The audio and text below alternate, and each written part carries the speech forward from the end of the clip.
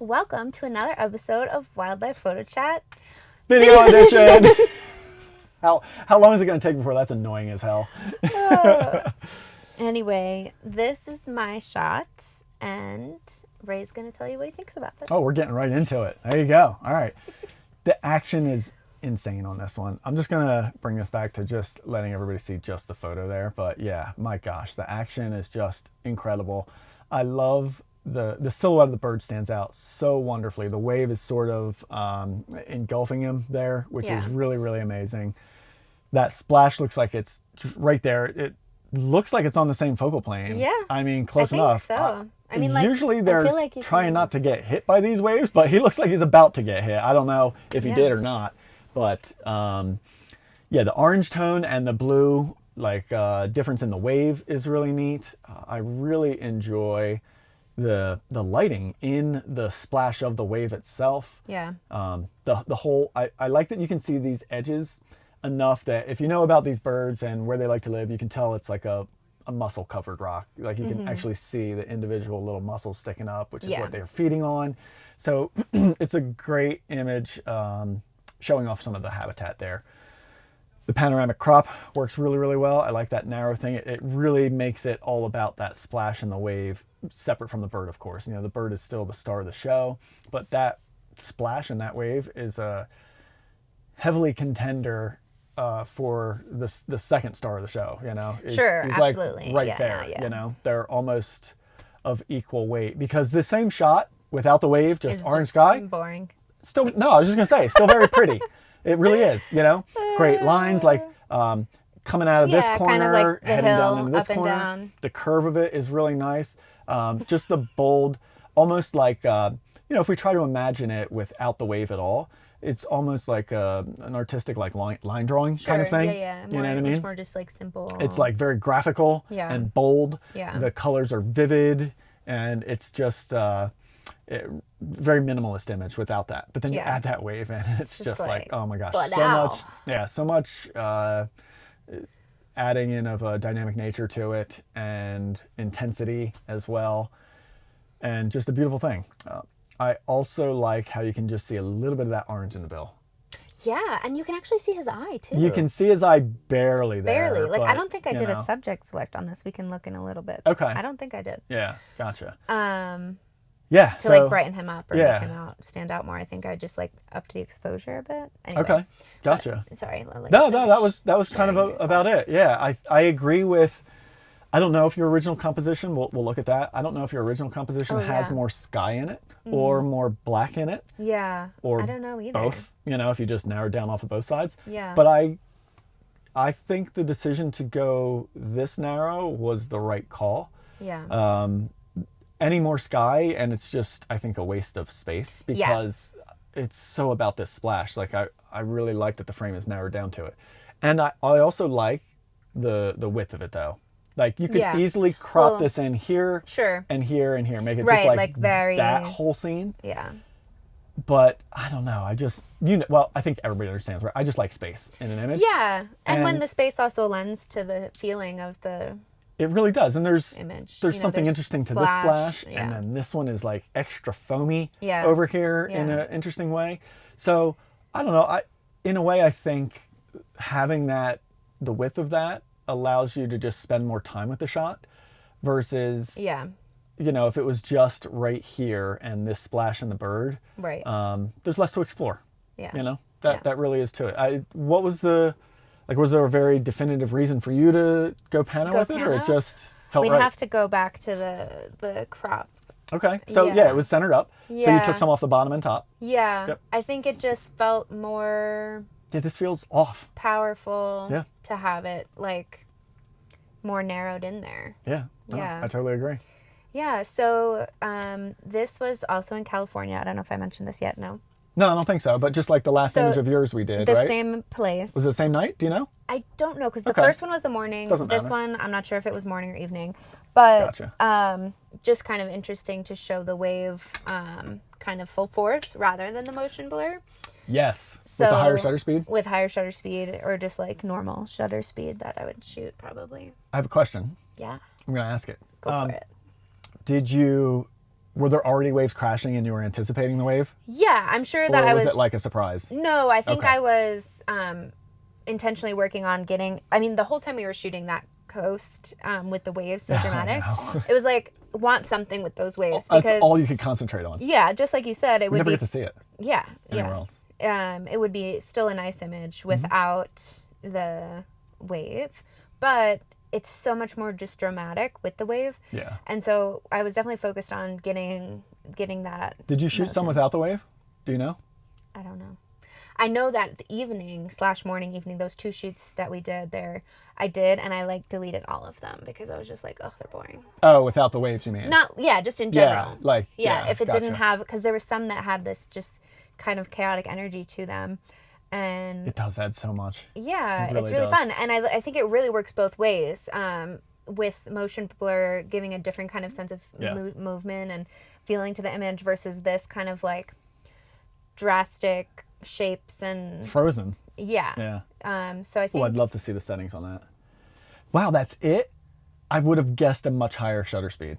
Yeah, I really would have. Yeah. Fascinating. It's frozen so good. Yeah. I don't even see. I mean, the blur over here looks more like just depth of field than it does movement out of it. So I would have guessed like 2,000 to the second or higher. Yeah, I would have too. It's a great illustration of like it does not always have to be the highest shutter speed. Yeah, you know? which is funny because I really thought I needed like higher shutter speeds, but I recently tried lowering my auto ISO thing, so that like that the minimum ISO shutter speed. Yes. Gotcha. I think I would have. Oh, I can't remember, but I did something to try and shoot slower shutter speeds and still make the ISO work. Gotcha. Yeah. Like for the ISO to not get so high. Yeah. I guess. Okay. Yeah. You know? Yeah, that would probably be at that minimum shutter speed thing in the settings there. Yeah. And it's fascinating. You know, again, not that it's that high of an ISO, 720, but it's not low. You're not shooting it at 100 ISO, right? So, you know, if you double that shutter speed, you're already up into like 1400 ISO. Right. And it's just going to lack the cleanliness and the clarity that you get at these lower ISOs. Yeah. And I know, yes, it can all be, you know, noise reduction and AI noise reduction can clean all that up. But there's just, I don't know. I really, truly feel like there's something intangible that comes with the color, especially like the depth and the richness when you have a lower ISO that just gets lost in that higher ISO setting, that even when you clean up the noise, it still isn't the same. So I just, you know, I think it's a great representation of you can still shoot some action and it doesn't have to be crazy insanely high. Yeah. Well, what lens was this with? Back to that 1:4. The 1:4. Nice. Yeah, so it probably was that same day. Oh, and maybe. You were probably getting this because I was shooting that other new lens. Yes, you were shooting the 28 because if not, I'd be snagging that sucker every time. yeah, that's like your go-to lens, and I totally just kind of like, I don't even know. Do you think it's just because I was shooting it so much? No, I like legitimately thought that I could not get a good photo with that lens. And I don't know why, but I because you used to have one. I had one, and I was like, this lens sucks. I need a different one. And so I got the 400-4.5. But like which when you love. I do love. It's very lightweight. It's very awesome. And you shot this at 400. I did shoot it at 400. Yeah, there you go. But when you're at the beach or not just the beach, if you're at in a really cool environment like we were with the cliffs and the waves and this action, sometimes it's nice to be able to zoom out and have that flexibility. Yeah. Yeah. When I first was shooting, I was shooting a 200 to 500. Okay. Way back when. Way back. Way back. Like 2019. Yeah. Uh-huh. Gosh. Yeah. When I was just starting to figure out when you were just, after a decade. Yeah. And I was just like so good already. She likes to rub that in. I'm not that egotistical. No. Anyway, we could talk about, do you want to show the raw? Yeah, I was just going to say, I'd like to hear more about the edit there. Yeah, so I wanted to darken down the rocks a little bit because I thought they were a bit distracting. A little bit of detail showing in there. So I definitely did that. And I don't really remember what else I did. Probably obviously I did something with the color a little bit. Enhanced it, I think, a little bit. A little bit. Drop the highlights, whites down, blacks down, contrast just kind of like make it pop exposure. more. Yep. And then it looks like a shift on the yellow channel there. Yes. In the color mixer. Because if we put that back, it looked really funky. Yeah. I guess it's not that color's not that bad. Yeah, but it's not not as bad. Not as good. Yeah. And I mean, I don't know. But yeah, show the raw again. I wouldn't be surprised. The heck is this thing doing? That was kind of cool. What was that there? Lightroom? Yeah. I don't know. I think I just wanted to make it a little bit more dramatic, but I didn't do much. No, not at all. And I wouldn't be surprised if, I was there too shooting. I don't remember this exact scene, but I think we had a pretty vivid sky that night. Yeah. This seems like an incorrect white balance that's thrown blue from all the shadows, and if we were to actually white balance that wave more properly, there's the sky. Like that's basically the sky you're getting. Yeah. Other than like the yellow gradient, which it is not the nicest yellow there. Yeah. Getting into that little bit of that pea yellow color. I was going to say it. I was like, I don't know if I want to say that in our show. But hey, that's what we're thinking. And so... But I think the reason to not do this is you lose that blue in the wave. Yes, and similar to the photo that I just did with the varied thrush in the last episode, the contrast there is beautiful. That blue, that cool, warm tone is just always so nice. Right. So I assume that's part of why you're doing it. Yeah, let's just go with that. So what would you improve about this? Improve? There's one thing I thought of. Yeah. Tell me. Let me make sure. Yeah, here we go. Okay. All right. Show me. All right, so you went with a specific aspect ratio. So you're going the old 2010. Change it.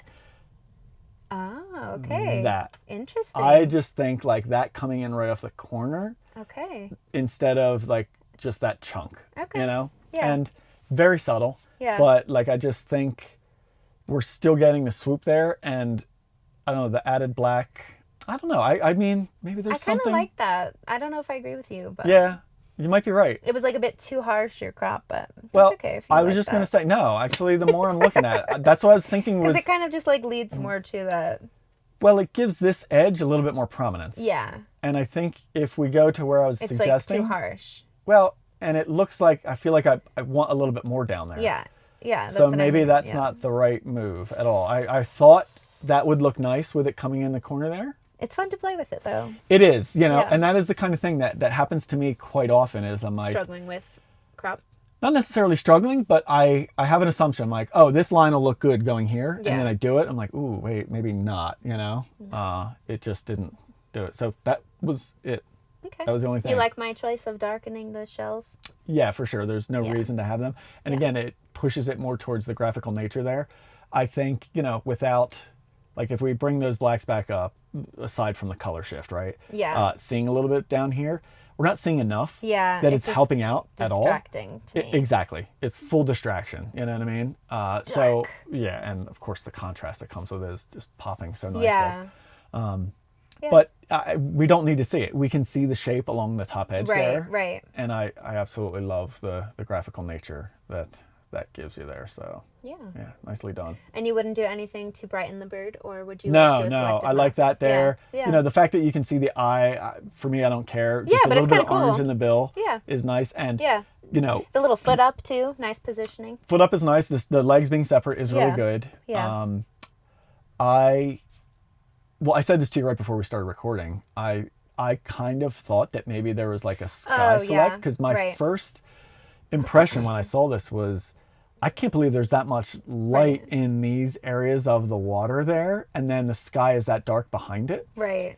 But that's the original. Like that's what it is right there. It was like the way the light was hitting it. There's a rich sky there behind it, and so there's darker water and lighter water, but it almost looked like a not precise mask to me. Right. Like, okay. Like so if you were to select.